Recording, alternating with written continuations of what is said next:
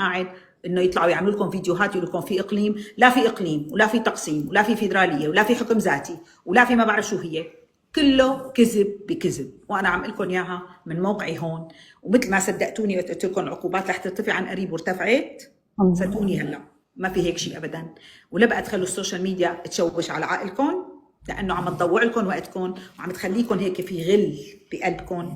هذا الشيء عيشوا الواقع، عيشوا الواقع اللي انتم شايفينه، ولا تخافوا من الاداره الجديده، لا تخافوا لانهم بيخافوا الله، وهدول لانهم حينتقموا من الاقليات، ولا حيفرضوا الحجاب على النساء، ولا حيسكروا البارات ما حيعملوا شيء. بدكم تعتبروا تركيا دولة علمانية وبنفس الوقت حاكمة حزب إسلامي مثل حزب أردوغان، ونفس الشيء بدكم تعتبروا سوريا حتبقى مثل ما هي، بس حتكون تحت حكم ناس بتخاف الله، ونحن هذا اللي بدنا إياه. أنا لي إخوانجية ولا شكلي داعشية ولا شكلي وحدة، ولكن أنا مسلمة عربية سنية وأفتخر، وسورية، وأنا داعمة لهي الإدارة الجديدة. شو بدهم يحكوا عني يحكوا، أنا دعمتها. وقت بشوف غلط، وقت بشوف تجاوزات بالفعل ما قدرت يعني الإدارة الجديدة، وقتها بدي أحكي وأفتح تمي وأحكي مثل ما بحكي، لأني حرة الحمد لله، وأنا مع الحق ومع العدل، ما بخاف إلا من الله بإذن الله. أستاذ عامر هويدي تفضل، معك الميكروفون. لكل الأخوة الموجودين والأستاذة ميساء، وأيضا نرحب بالأخوة نسينا نسلم عليهم الأستاذ الصحفي أيمن حداد والأستاذ داود السيد المنبر السياسي وتايجر والأخ يمان، تحياتنا لكم جميعا.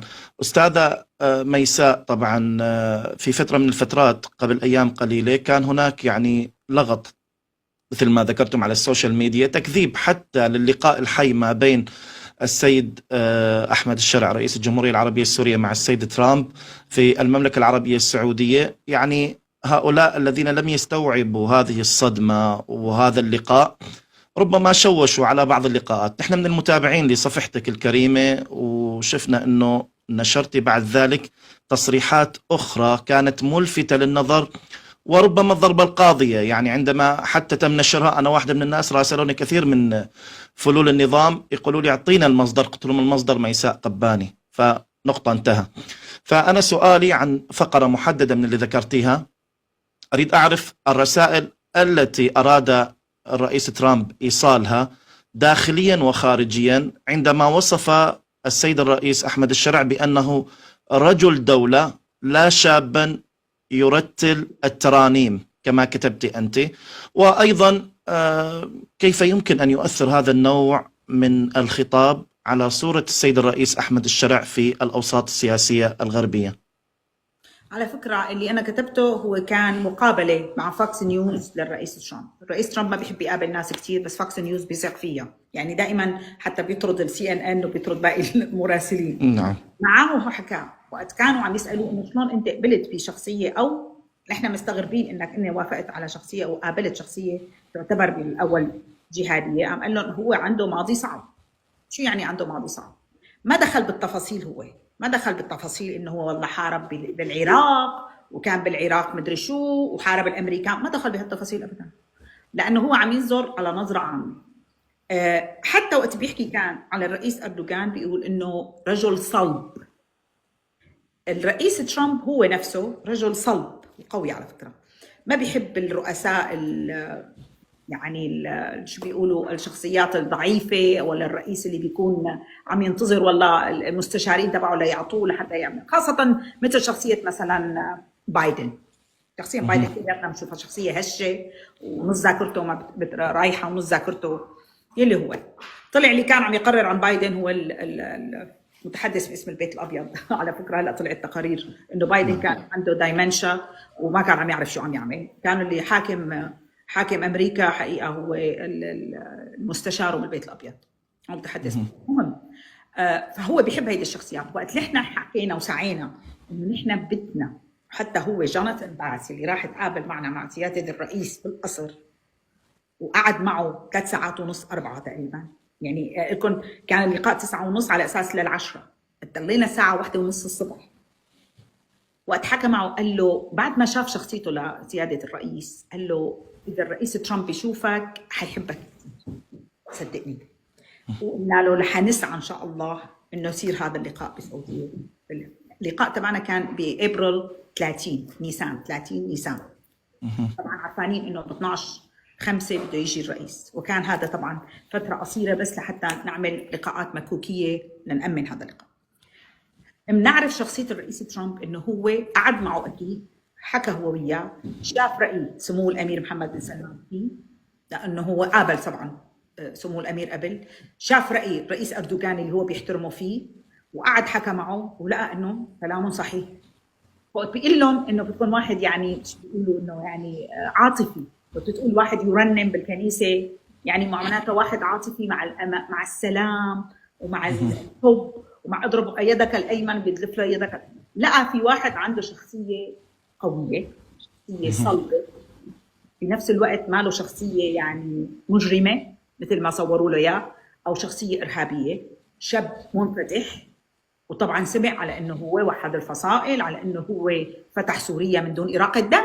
الكل كان متوقع انه اذا انشال الاسد بده يصير الدم للركب. وقت شاف هذا كله وسال عن ماضيه وعرفوا انه هو كان عم يقاوم، بعدين غير، بعدين دخل لسوريا، بعدين هو من الاساس بيحتقر بشار الاسد. اذا بتتذكر هو اللي قال عنه حيوان، واحد حيوان، بس كان مفكره مثل ما قلت لك التقارير اللي بتوصل للرؤساء كان مفكر الاسد عم يحارب الارهاب، لانه دخل السرديه انه هو عم يحارب جماعات ارهابيه مسلحه. فكانت هي التقارير اللي عم توصل من فلول الاسد انه هو عم يحارب ارهاب. لبعدين وقت اللي وصلنا له رساله لا هي مو ارهاب، هي ثوره سوريه وشعبيه والناس طلعت تتغير. وعرف انه الاسد ابوه اخذ البلد لمده 50 و54 سنه وهو مجرم حرب. فبالتالي لقى انه شخصيه البلد او سوريا او اسقطت الاسد من دون اثاره دماء، لا انه له ماضي، انه هو مقاتل حقيقي. انتوا لاحظوا وقت بيدخل واحد على اعضاء الكونغرس ولا بيدخل واحد شخصيه سياسيه بامريكا دغري بيحكوا لك عن ماضيه، انه هو كان بالمارينز او كان بالجيش او كان يحارب بفيتنام، وكان مثل جون ماكين كان يحارب بفيتنام. فهن عندهم انه اللي بيحارب لبلده بيحارب لدولته معناته هو انسان قوي صلب، انسان عنده مبدأ. ومن هذا المبدأ يعني ترامب ربما قال بأنه رجل قاد بلده وانتصر وقاد الثورة من هذا الباب. بالضبط. وبالتالي قال لهم بدنا نعطيه فرصة. وإذا انتبهتوا قال لهم أنا ما بعرف إنه العقوبات هالقد شديدة على سوريا، لأنه شاف العقوبات على سوريا على فكرة من قبل قانون قيصر، عقوبات كلياتها من قبل وقت كان حافظ الأسد يدعم الإرهاب من 1997 واللي قبله كمان. فقال لهم انا مالي عرفان، لاني قلت لكم التقارير اللي بتجي للرئيس من مستشارينه. فليش نحن كنا هذا غورغا، سيباستيان غورغا اللي كان يقول هذا جهادي، كنا خايفين لانه هو من الناس اللي بتقدم تقارير. تولسي جابارد قابلتها طبعا وتصورت يعني كمان، هي من الناس اللي بتكره الاسلام والمسلمين وبتقدم تقارير. فنحن حاولنا نوصل التقارير للرئيس ترامب من الناس اللي دعم الاداره الجديده.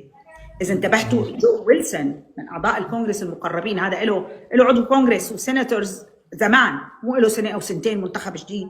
فكانت توصل هاي التقارير للأسف للرئيس ترامب من الناس المقربين. ونحن آخر زيارة زرتها أنا ومعاذ مصطفى قبل ما يصير السفرة تقريبا كانت بماي 4 أو 5 بشهر 5 لمستشار الأمن القومي الأمريكي بالبيت الأبيض للمهمات الخاصة.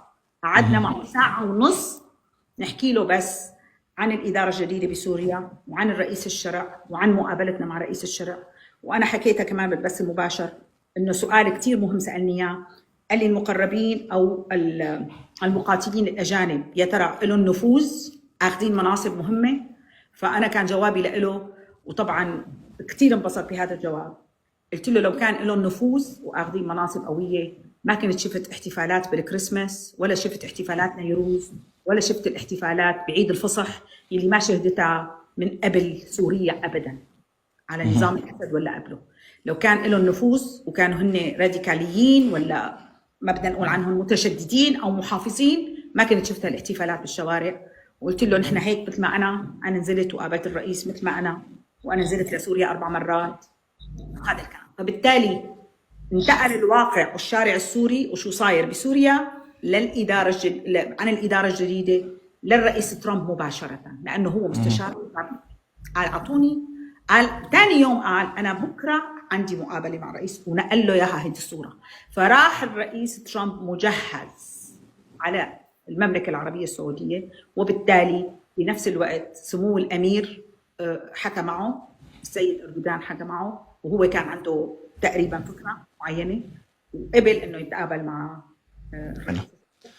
والحمد لله تم اللقاء وأخذ هالفكرة. وإذا شفتوا أنتم ارتفعت العقوبات الحمد لله بشكل كامل من دون شروط، من دون أي تحليلات من هي عم يحللوا لنا إياها، ونجحنا الحمد لله بأنه ترجع سوريا إن شاء الله عظيمة كما كانت.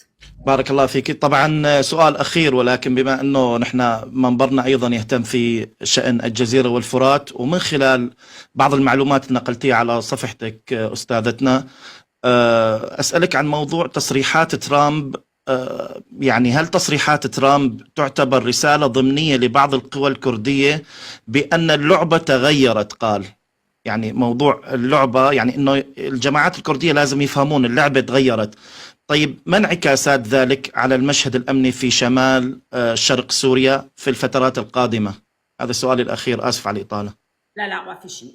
أنا ما بعرف إذا أنتم بفترة ترامب الأولى، مو هلا، إذا بتتذكروا قبل ما يجي بايدن كان الرئيس ترامب بده يسحب الجيش الأمريكي، وقتها صارت ضجة كبيرة ومنعوه مستشارينه إذا سحبت الجيش الأمريكي وقتها كان خطاب على فكرة ولساته موجود على السوشيال ميديا، قال لهم إنه انتوا جيتوا من جبال قنديل وحاربتوا داعش، خلاص هلا خلصت راحت داعش، رجعوا على الجبال مطرح ما كنتوا. هو هيك بيحكي بصراحة، ما عنده لف ودوران تملق وهيك انه يظبط كلماته. مهم مستشارينه اللي منعوه، خلصت فترة رئاسة تبعه، اجى بايدن. كان مع بايدن شخص قبيح طبعا انا بكرهه كثير، اسمه برت ماجورك، هو اللي عمل شيء اسمه قسد من الاساس. برت ماجورك بيكره العرب والمسلمين كثير، وهو كثير وراها لقسد، وراء انه هن يعملوا دوله لحالهم ويعملوا دوله لحالهم، ودائما توصل التقارير لبايدن انه لازم ندعمهم ولازم نعطيهم ولازم نساوي لهم ولازم. انتهى. اجى الرئيس ترامب اللي نحن طبعا دعمنا حملته الانتخابيه، وكنت عرفانته انا انه حيكون كثير منيح من شان الملف السوري، لانه اذا ربحوا الديمقراطيين كنتوا شفتوا هلا الاسد ما زال قاعد، وطبعت معه كل الدول العربيه، وطبعت معه اوروبا، وطبعت معه امريكا، ونحن طلعنا بلوشي الحمد لله. بانتصار الرئيس ترامب اللعبه تغيرت. كلهم بيعرفوا علاقته باردوغان، وكلهم بيعرفوا انه لا ما بيصير. هدول البي كي كي حزب العمال الكردستاني هو منظم ارهابيا، فبدهم يستغلوا هذا الموضوع. سحب هلا تقريبا 1200 جندي امريكي، كانوا 2000 يعني بقي 800، وهلا كمان على عده اسابيع او اشهر حينسحبوا، حيروحوا على قاعده عين الاسد بالعراق. فبالتالي ما عاد في تدريبات مع قسد، ما عاد في دعم لقسد. البي كي كي لازم يطلعوا لانه هن مالهم سوريين. اهلنا الاكراد السوريين هن اهلنا وهن منا وفينا، وحقوقهم مثل حقوقنا، لازم ينخرطوا بقى. والسلاح ما بعرف اذا حيتسلم ويكون لهم بس يعني كتيبه لهم او ما بعرف، لكن الامور ماشيه باتجاه الافضل. مجرد ما ترتفع عنهم ايد امريكا رح يكونوا تحت يد الدوله السوريه، وبنتمنى ما يصير في تدخل من تركيا لانهاء هذا الموضوع. نتمنى. شكرا لك، بارك الله فيك. شكرا لك كثير. بارك الله فيك. الله يسلمك. بدي انتقل